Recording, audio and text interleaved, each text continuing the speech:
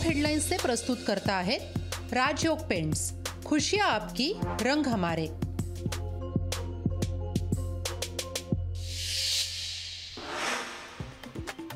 अठरा दिवसानंतर लोकशाही मराठीचं प्रक्षेपण सुरू।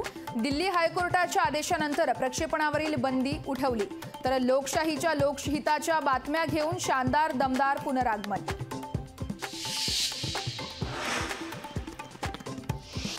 मुख्यमंत्री एकनाथ शिंदेंकडून मनोज जरांगे पाटलांचा अध्यादेश सुपूर्द, तर जरांगेंनी ज्यूस पिऊन उपोषण सोडलं। जरांगेंनी मुख्यमंत्र्यांना लावला विजयाचा गुलाल। मराठ्यांच्या ताकदीमुळे जी.आर. निघाला, दगाफटका झाल्यास पुन्हा आझाद मैदान गाठू। विजयानंतर जरांगे पाटलांचा राज्य सरकारला इशारा।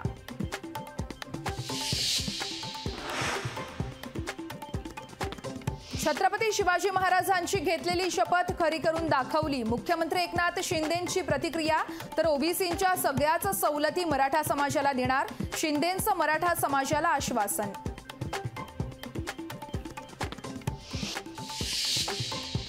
आपलं सरकार देणारं आहे, घेणारं नाही।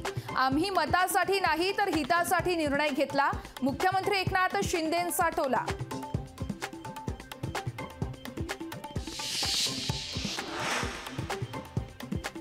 अध्यादेशाला ओबीसी नेत्यांचा विरोध, मनोज जरांगे पाटील यांच्या लढ्यात जिंकले पण तहात मात्र हरले, माजी खासदार हरिभाऊ राठोड यांची टीका। सगळे सोयरे कायद्याच्या कसोटीवर टिकणार नाही, झुंडशाहीनं कायदे नियम बदलता येत नाहीत, छगन भुजबळ यांच्या अध्यादेशानंतर प्रतिक्रिया। मराठा आरक्षणाच्या अध्यादेशाविरोधात कोर्टात जाणार, इतर वर्गांवर अन्याय न होऊ देण्याची माझी जबाबदारी, गुणरत्न सदावर्ते यांचं वक्तव्य।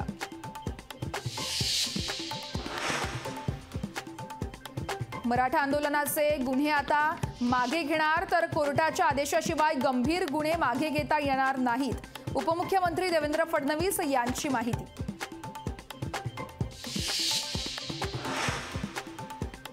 राज ठाकरेंकडून जरांगे पाटलांचं ट्विटद्वारे अभिनंदन, सगळ्याच मागण्या मान्य, फक्त आरक्षण कधी मिळणार एकदा मुख्यमंत्र्यांना विचारा, तेव्हाच मराठा समाजाला खरी परिस्थिती समजेल, राज ठाकरे यांचं ट्विट।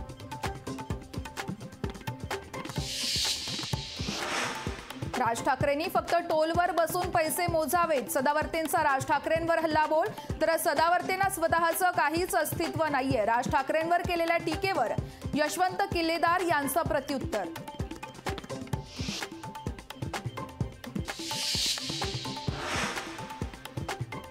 जरांगेंचं उपोषण मुख्यमंत्र्यांनी सोडवलं, दोन्ही उपमुख्यमंत्री का गेले नाहीत, पटोलेंचा सवाल, तर आरक्षणासंदर्भात कुणाला फसवलं, खुलासा करावा, नाना पटोले यांची सरकारकडे मागणी।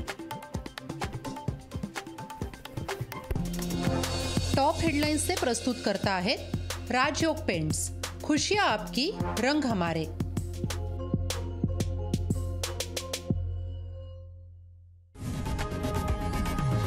लोकशाही मराठी ऐका, पहा, जागरूक रहा।